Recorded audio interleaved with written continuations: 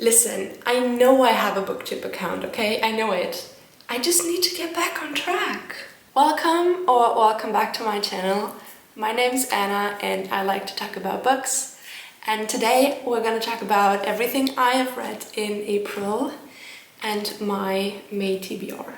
If you've seen my last few videos, you know I wanted to read 2 very big books in April and I kind of didn't get to that once again.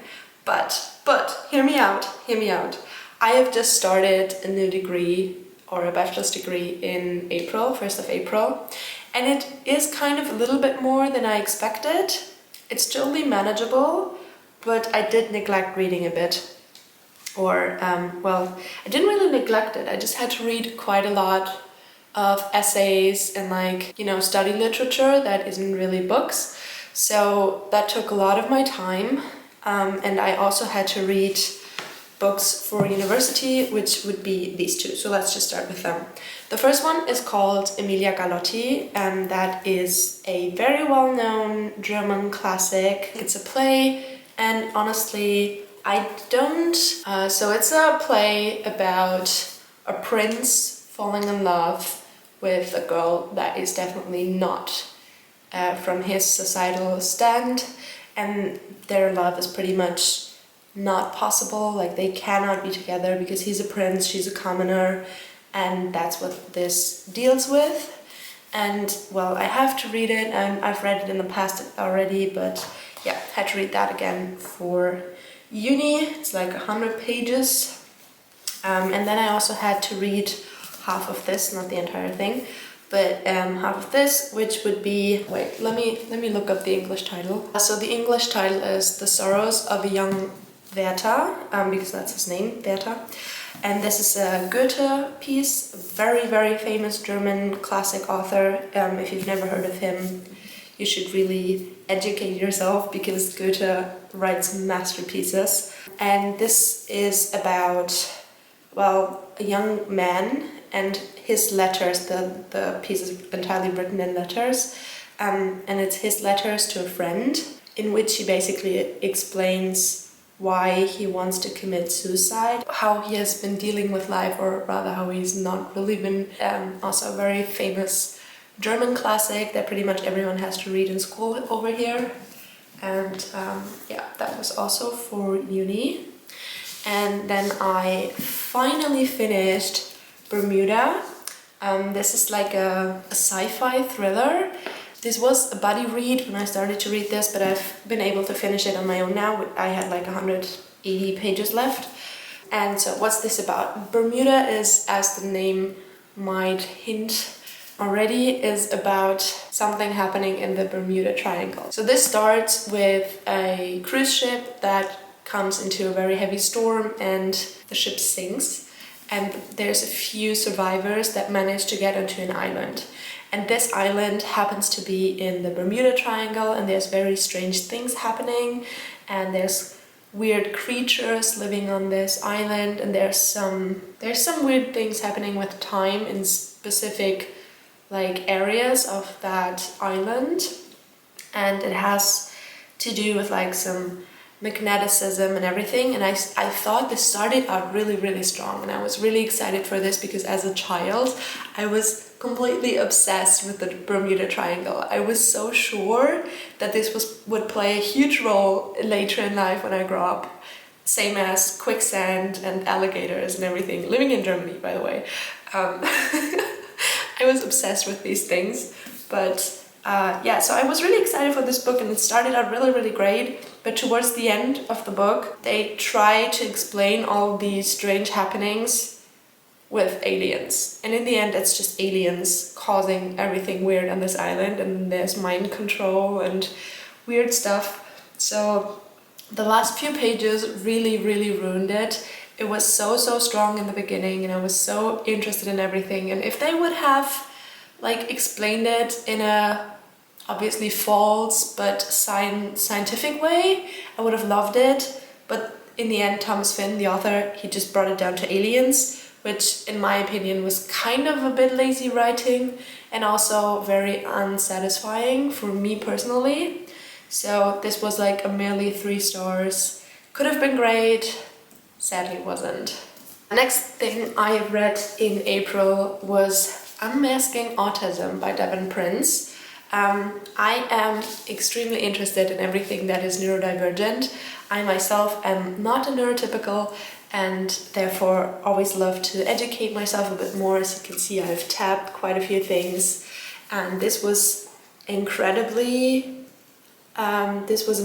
opportunity for me to learn a lot, because if I'm being honest, I know that's maybe hurtful for some people, but until recently I still had a very stereotypical view of autism. Like for me, autism was a young child being very focused on trains and dinosaurs or like a specific topic and not being able to identify emotions and just being difficult, which that is such a harmful stereotype. And I'm so glad that I finally educated myself more, and this isn't the only thing I've read about autism in April. I've also read a lot of articles online, I've watched a few TED Talks, and I've also read a few studies on how it presents differently in young girls and women, especially because females are still very much undiagnosed. Because as everything in Western medicine, absolutely everything is based on the male body. Everything in research from the past decades is based on male bodies, and female bodies are just now being looked into a lot more. So if you're interested in educating yourself more on different topics, if it's not only autism that's being discussed in here, we also touch on ADD and ADHD and OCD and a lot of different things that just fall kind of into the same category of having a different neurotype. It's not an illness, because you're not sick and nothing's wrong with you, and it cannot be cured or changed. It's just your mind works differently, and that was a new perspective for me. I'm glad I got it. I'm really glad I read this, and I can really recommend it. It is written from the perspective of a non-binary person, Dr. Devin Prince, and they themselves have been very, very late diagnosed, and to me this was definitely very worth the time spent on it. And then last thing I read in April was about 20% of one of the two books I wanted to read. So I've started my reread on The Priory of the Orange Tree. If you don't know what this is about, this is a high fantasy book. It takes place in different courts, and there's dragons. Specifically, there's two types of dragons. There's like the more Western image of like fire spewing bad monsters, and then there's the more like, let's say, Eastern Asian image of dragons, of like dragons being gods and dragons being good creatures and dragons being very flowy and more similar to water. So it's kind of water dragons versus fire dragons. And we follow our protagonist, Edith. She is a young, well, you could call her a witch, you could call her a sorceress, but she's there to protect the queen in one of the many courts we touch on in this book. And then we also have a lot of different side characters and follow their journeys through a world that is very unstable right now, because the Western dragons, the fire dragons, are kind of awakening again from a very long slumber, and the entire continent is kind of in panic and doesn't know how to handle these dragons showing up again and a plague being spread at the same time. So this is really, really great read. If you haven't read this yet, I highly recommend. It's my second reread now, and I'm about 20% through, so like at page 200 of 800 pages. And so hopping over into, this is now my May TBR. This obviously is on my May TBR. I want to finish it this month, and then very much finally get to the sequel, which is the reason I'm rereading The Priory in the first place. So the sequel, as you can see, is also kind of a big baby. And I'm very, very excited for this. I've been waiting for this for a long time.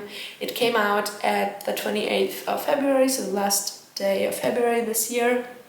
And I wanted to read it in March, then I wanted to read it in April, now it's on May TBR. Let's hope I do finally get to this one this month. If I don't, you need to shame me in the comments until the end of time, because I wanted to read this in the past 2 months and I haven't. Alright, so that's a sequel to The Priory of the Orange Tree. Obviously don't really know anything about it because I don't want to spoil it, but you can kind of guess from the first book the theme of the second. There also is a dragon on the cover, so we definitely keep with that topic. Then the next book, I am quite ambitious for May because, you know, I have to finish this one and then read that one, and I still want to pack more into it, even though I'm still studying and working at the same time, and like just I'm doing a lot at the moment. I work a 4-day work week. I do a bit of university at the weekend, on the weekends. I have my violin lessons once a week and have to practice every day. And I try to incorporate sport in my day again, but that's hard. And I try to do YouTube, and I've kind of been not good at time management at the moment. And then, you know, having your own apartment comes with cooking, cleaning and everything. So I'm a little bit overwhelmed at the moment, but I'm trying to find my rhythm. And it may happen that I start posting twice every 2 weeks again, like I've done in the past 3 weeks, because it's just a bit much at the moment. Never mind me complaining, let's continue on with the May TBR. Next thing I want to read is crap, I don't know the English title.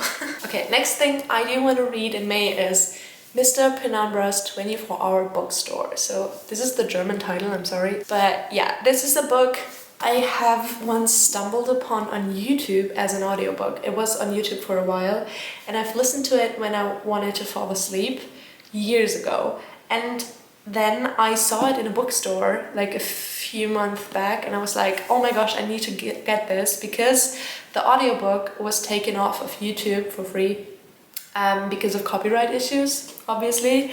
And then I saw it in a bookstore and I was like, you never got to the end of the audiobook, not even the middle, but it was so interesting, just take the book.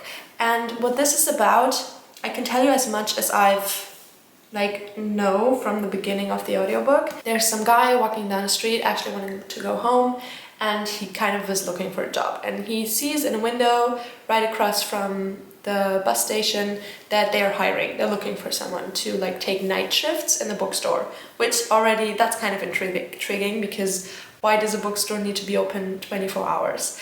And then this guy starts working there, and the owner of the bookstore is already a very strange old man that needs that asks him to have a catalog in which he has to describe every person coming into the bookstore, and he has to like put in actually detailed descriptions of the person. So like, what do they look like, how did they behave, what did they buy, what did they take.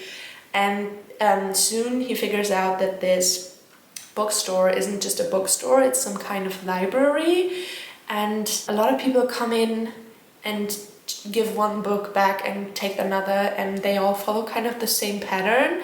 And this guy who started working in the bookstore is trying to figure out what this library system is and why all these people that are so strange, that are part of this book library club kind of thing, why they're all so stressed and so needy to get to the next book and the next book. And one time he opens one of the books, which he is not supposed to do. He's not supposed to look into the books. Also strange. One time he just does it anyways, and he finds out that there's no actual text in there. It's just weird scriptures and patterns and symbols. And obviously that intrigues him even more. And that's as far as I've ever come in the book, in the audiobook on YouTube. So I really do want to read more of it, and books about books obviously are fascinating too. Right, and another one that is on my TBR for May is called Talus. This is a book about a magical artifact, which is this kind of cube thingy called Talus. And it's about a bunch of different people. It's about a college student that can see ghosts. Weirdly, it's about a very young person doing tarot readings. and a young witch that doesn't really like her powers, like she really hates herself being a witch, and another witch, but she's a water witch, and she is desperately seeking for the truth, whatever truth that may be. And all of these people at some point come together in this story, and they are all influenced by this talus thing kind of showing up, and this magical artifact kind of brings some dark and spooky powers to the forefront of every single person's life I've just mentioned. So this I'm very interested in as well, and I hope to get to it in May. So my May TBR definitely has quite a lot of pages. I'm really hoping to get quite a lot of reading done this month. And also I really need to show you, look at this. This is a cute little bookmark of dinosaurs drinking tea that I made a few weeks back, and that's now my favorite bookmark. Let me know in the comments what you have read in April, what's on your TBR for May. If you've read any of these books, if you want to recommend me something, I'm always open for all of your suggestions. So yes, please leave me a comment. If you've watched till the end of this video, leave a like, subscribe if you're not, and see you next time.